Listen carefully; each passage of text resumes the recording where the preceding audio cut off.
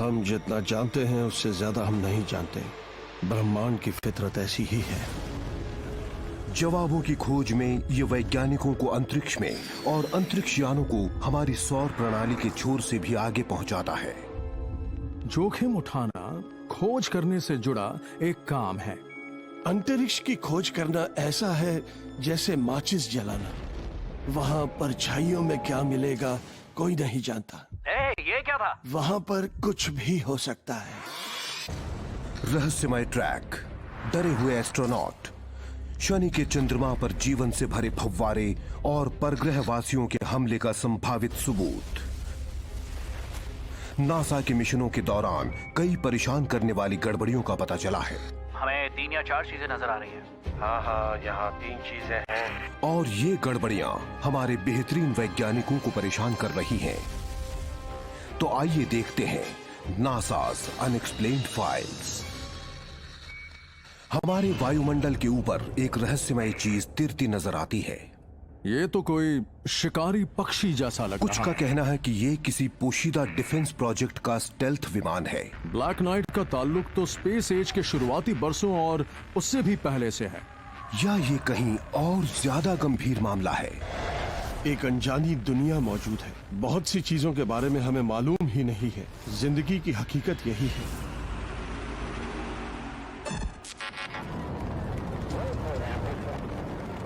दिसंबर सन 1998 NASA के 6 अंतरिक्ष यात्री अंतरिक्ष की खोजबीन के क्षेत्र में एक नए अध्याय की शुरुआत करने वाले हैं।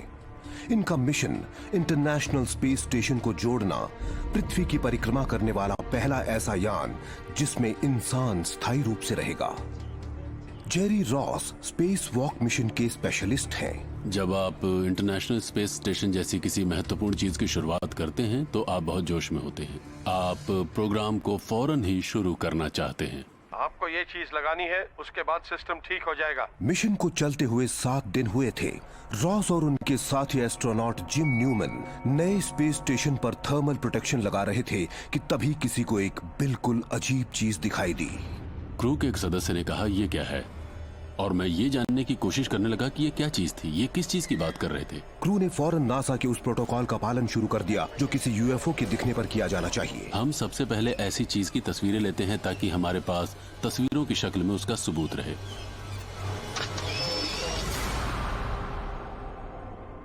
जब ये तस्वीरें पृथ्वी पर पहुंची तो इन्होंने यूएफओ में दिलचस्पी रखने वालों में सनसनी फैला दी। उन्हें इसका ताल्लुक 1950 के दशक की उस रहस्यमय चीज से लगा जिसे कहा जाता है ब्लैक नाइट।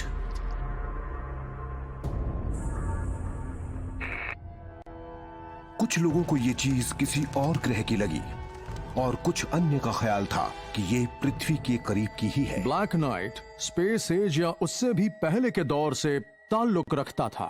तब लोग आसमान में गोपनीय सैटेलाइटों को देखने लगे थे।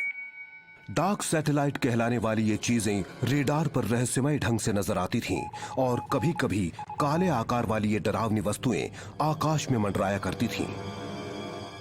उस दौर में रूस अंतरिक्ष में जासूसी का आरोप लगाता था अमेरिका पर और अमेरिका भी ऐसा ही किया करता था। ब्लैक नाइट उन कई चीजों में से एक है जिनके बारे में किसी को कुछ पता नहीं है। लोग ये नहीं समझ पाते कि अगर ये सिर्फ हमारा मामला है तो हम सबको इसके बारे में क्यों बताएं। मगर सैटेलाइट वाली ये बात जेरी रॉस के गले नहीं उतरती। उनका मानना है कि इसकी वजह कहीं ज्यादा आसान है। जिम को स्टेशन के बाहर एक थर्मल ब्लैंकेट लगाना था ताकि उसे हीट लॉस से बचाया जा सके। हाँ, मैं उसे लगाने की कोशिश कर रहा हूँ। मैं अपने काम में जुटा हुआ था। जिम ने मुझे थर्मल ब्लैंकेट दिया और उसे अलग करने को कहा। तभी कोई बोला, ये क्या चीज तैरती जा रही है? मैंने देखा तो मुझे वो ब्लैंकेट नजर आया। मैंने उसे बांधने वाली रस्सी को देखा मगर वो उससे बंधी नहीं थी। जेरी, तुम्हारा एक थर्मल कवर तुम्हारी पकड़ से छूट गया है। ये कैसे हुआ? मुझे यकीन नहीं हो रहा। इस मामले में ये एक गलती थी। एक उपकरण छूट गया था और ये कोई परग्रही नहीं था। ये तो एक गलती थी। यह वाकई एक बुरा एहसास था। ये ब्लैंकेट काला लग रहा था क्योंकि इसकी चमकदार सतह पृथ्वी के विपरीत अंतरिक्ष के अंधेरे वाले हिस्से की तरफ थी। लेकिन नजर आने वाले हर ब्लैक नाइट की व्याख्या इतनी आसानी से नहीं की जा सकती थी। 1950 के दशक में पृथ्वी का चक्कर लगाने वाली अजीब चीजों की खबरें आती रहती थी। किसी को नहीं पता था वो क्या है। वो अमेरिका की चीजें तो नहीं थी और शायद वो रूस की भी नहीं थी। अब वो क्या थी, कौन जाने। पारंपरिक वैज्ञानिक सोच के मुताबिक किसी परग्रही घुसपैठियों को हम तक पहुंचने के लिए कई प्रकाश वर्षों का सफर करना होगा। लेकिन नासा के एक यान ने पृथ्वी के नजदीक ही परग्रही जीवन की संभावित निशानियों को खोज लिया है। नासा के एक प्रोब ने शनि के एक मृत चंद्रमा पर ऊर्जा के एक रहस्यमय स्रोत का पता लगाया है और जीवन की खोज के प्रयास ने भविष्य की ओर एक अप्रत्याशित कदम उठा लिया है। इनसेलेडस जीवन मिलने के सिलसिले में अब मेरी सबसे अव्वल पसंद है। हमें लगता था कि इनसेलेडस बेजान है, पर इसने तो हमारे होश उड़ा दिए। ऐसी कोई पहेली नजर आने पर हम उसे सुलझाना चाहते हैं। ये शानदार है। अब तक हमने अपने सोलर सिस्टम में ऐसी कोई चीज नहीं देखी है।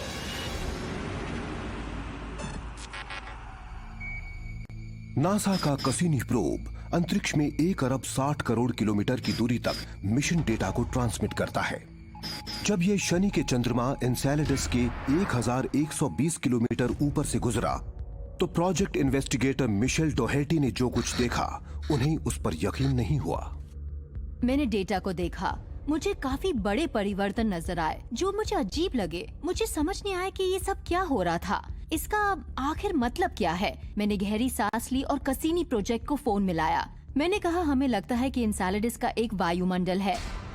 इनसेलेडस सक्रिय है।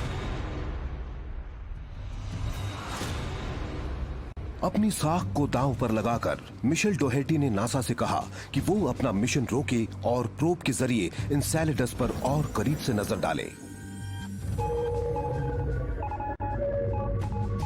अगर हमें वहाँ कुछ ना दिखता तो क्या होता? फिर मेरे कहे पर कोई कभी यकीन ना करता। शनि के वलयों को छोड़कर कसीनी ने एनसेलेडस पर करीब से एक नजर डाली और इसने जो तस्वीरें भेजी वो हैरान करने वाली थीं। जिस चंद्रमा को बेजान होना चाहिए था उसमें से तरल पानी के बड़े बड़े फव्वारे फूट रहे थे। इनसेलेडस पर नजर आने वाले फव्वारे बहुत बड़े बड़े थे। इनका आकार इस चंद्रमा से करीब आधा था। हमने प्रोब को इसके करीब ले जाने का जो फैसला किया था वो सही निकला और इससे हम एक ऐसी नई खोज कर पाए जिसके बारे में किसी को अंदाजा ही नहीं था। ये खोज बढ़िया रही।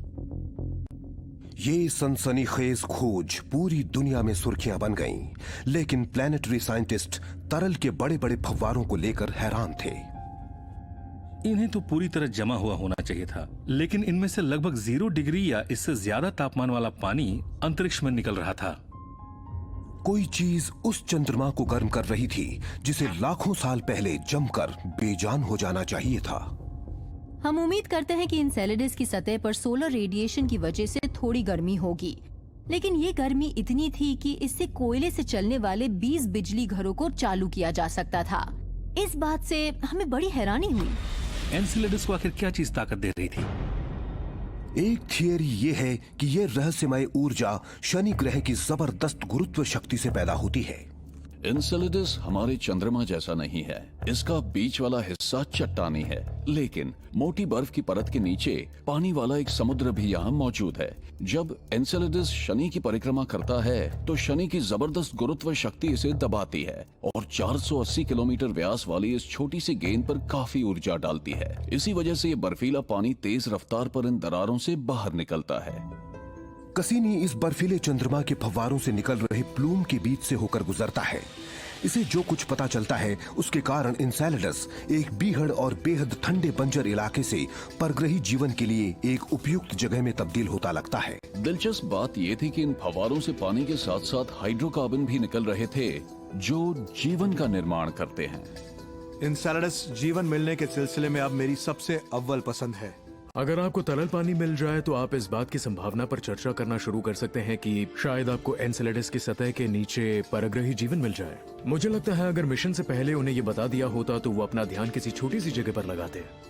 ऐसे में अगला कदम होता है जीवन की खोज। हम उस प्लूम के पास और ज्यादा उन्नत उपकरणों के साथ जाना चाहेंगे और उसमें से एक सैंपल लेकर उसे पृथ्वी पर लाना चाहेंगे।